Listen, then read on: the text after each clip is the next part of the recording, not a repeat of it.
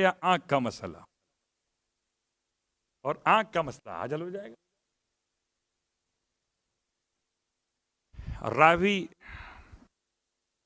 کا نام اگر مجھے اشتباہ نہ ہو تو یہ ابن مصعب لکھا گیا.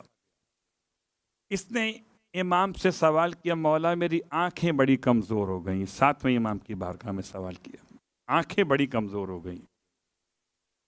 اور انسان کے اعضاء و جوارے میں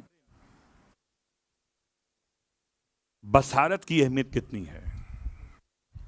آنکھیں بڑی کمزور، اور اتنی کمزور ہو گئیں کہ مجھے رات میں تو سمجھیں دکھائی دیتا ہی نہیں. جو لفظ استعمال کیا روایت میں اس کا ترجمہ شبکور ہے، رات میں اندھا ہو جاتا ہوں. ایسے آپ بھی بعض افراد ہوں گے ایسے جو رات کو شاید ڈرائیو نہ کرتے ہوں گاڑی کہ آئی سیٹ پرابلم ہو گیا. انہوں نے امام کی خدمت میں اپنا یہ مسئلہ رکھا. امام نے ارشاد فرمایا سورہ نور کی آیت نمبر 35، آیت نمبر 35،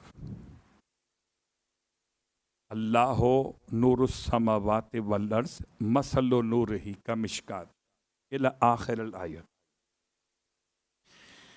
فرماتے ہیں مولا کہ اس آیت کو 3 دفعہ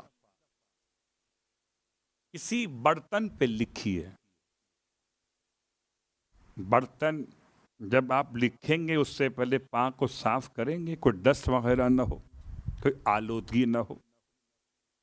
اور لکھنے کے بعد پانی سے اسے دھو لیجئے، اور جو پانی اس کا بن جائے اس کو ڈراپ ڈراپ کی شکل میں آنکھوں میں ڈالیے.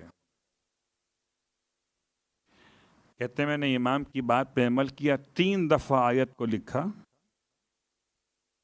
اور اس آیت کے الفاظ کو واش کر کے اس کا پانی تیار کیا. ہو سکتا ہے آپ کے ذہن میں کچھ سوالات بھی آ رہے ہوں، یہ آنکھ کا اتنا حساس مسئلہ ہے. تو قبلہ خاک کربلا اگر آنکھوں میں شفا کی نیت سے لگائی جائے تو روشنی پلٹ کے آ جاتی. اور خاک شفا تو خاک شفا ہے. آغا عبد الکریم الحائری نے تو عزاداران مظلوم کربلا کے پیروں کے نیچے کی مٹی اٹھا کے لگائی. تو حسین کا ماتم کر رہے تھے عزادار. اللہ اکبر. تو اگر خاک لگانے سے آنکھ ضائع نہیں ہوتی ہے تو پانی لگانے سے آنکھ ضائع کہاں ہو جائے گی. اللہ اکبر. امام کے فرمان کے عین مطابق کہتے ہیں میں نے یہ تیار کیا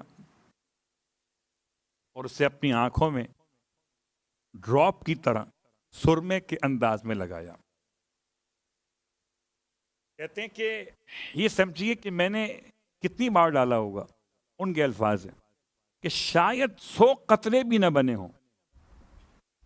ڈالتا گیا 10 میں ڈال دیے، 10 میں ڈال دی، جتنا پانی بنا تھا. کہ اس کے بعد کمال یہ تھا کہ جیسی بصارت تھی جوانی میں اس سے بہتر ہو گئی تھی.